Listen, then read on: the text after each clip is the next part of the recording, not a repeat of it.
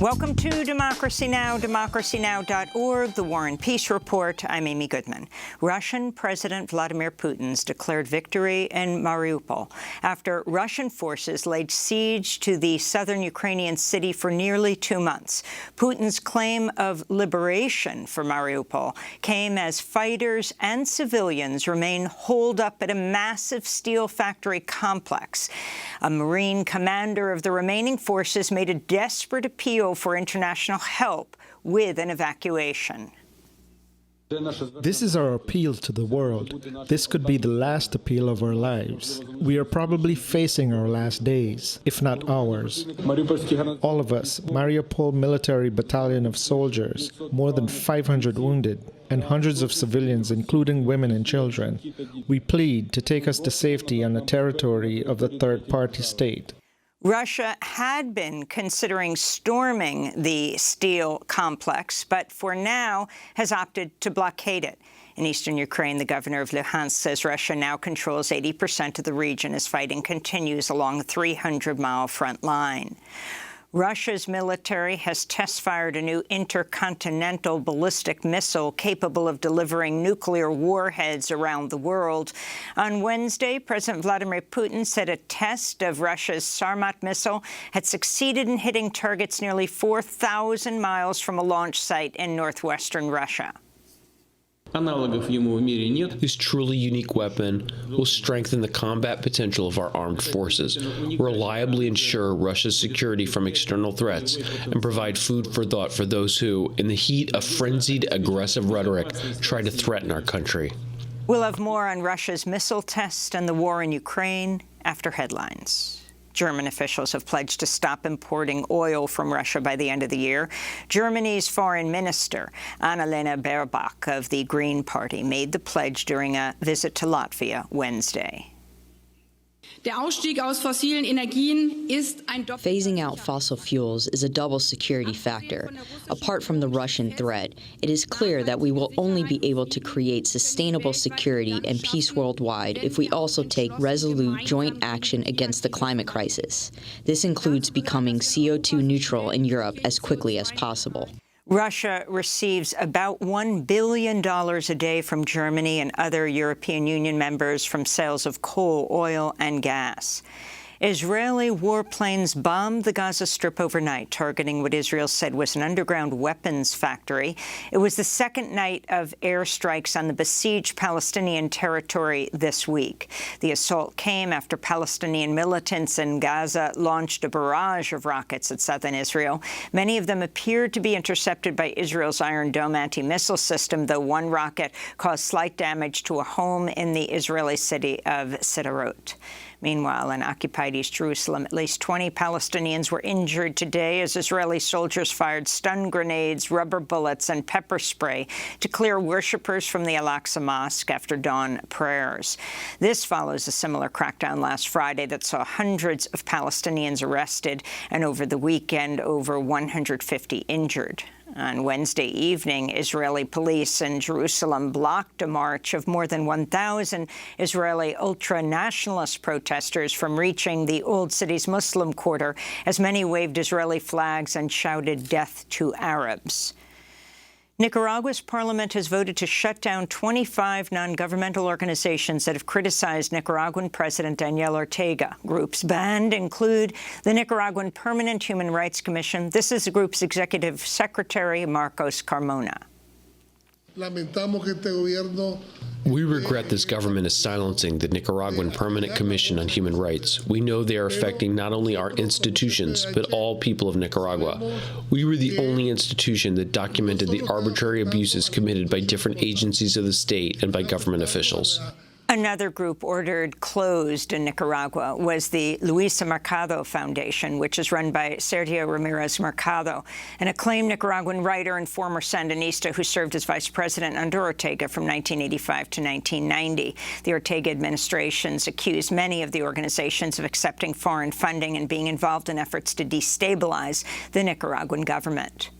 Here in the United States, the Justice Department says it'll appeal a federal judge's ruling that struck down a mask mandate on public transportation. Monday's decision by U.S. District Judge Catherine Kimball Mizell in Florida, a Trump appointee, voided the mask mandate for the entire nation.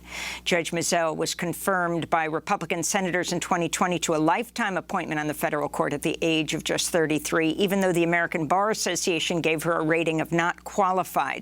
The judge's ruling blindsided Biden administration officials even as they were considering allowing the public transit mask mandate to expire in May.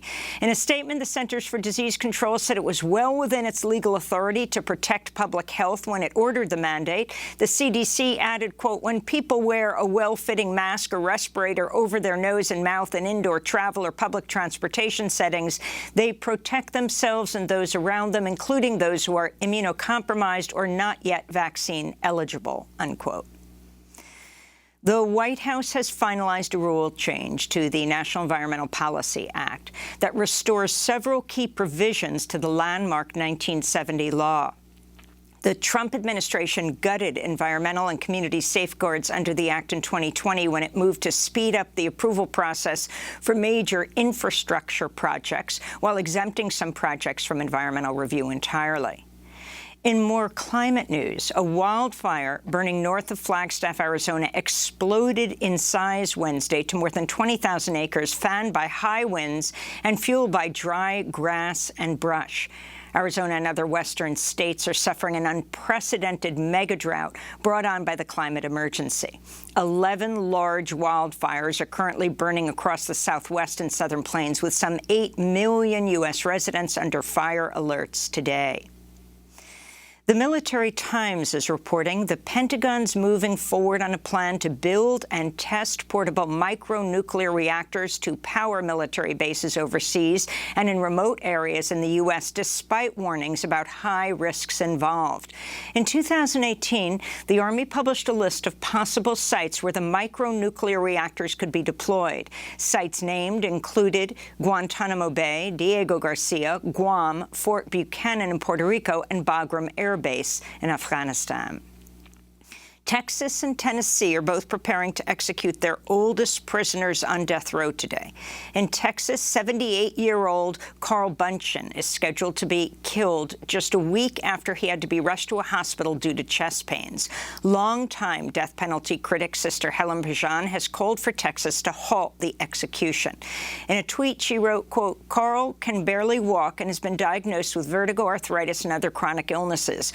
What does this execution have to do with public safety, she asked. Meanwhile, the state of Tennessee is scheduled to execute 72-year-old Oscar Franklin Smith today. In Ohio, an intensive care unit doctor accused of killing 14 patients has been found not guilty by a jury on all counts. Prosecutors accused Dr. William Hussell of murdering 14 patients by giving them excessive doses of the powerful synthetic painkiller fentanyl.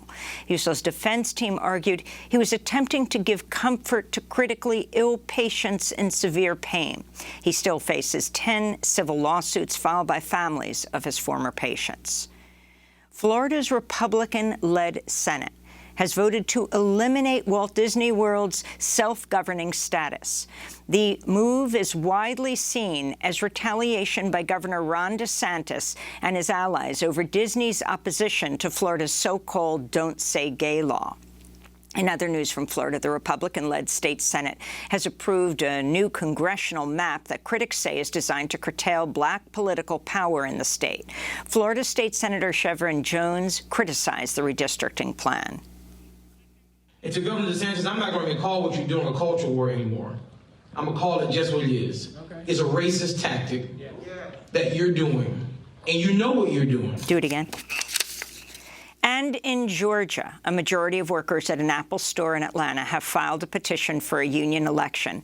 If they vote to join the Communication Workers of America, the workers will form the first union at an Apple retail store in the United States. Union organizers say Apple employee pay has failed to keep up with inflation and Apple's soaring profits in recent years.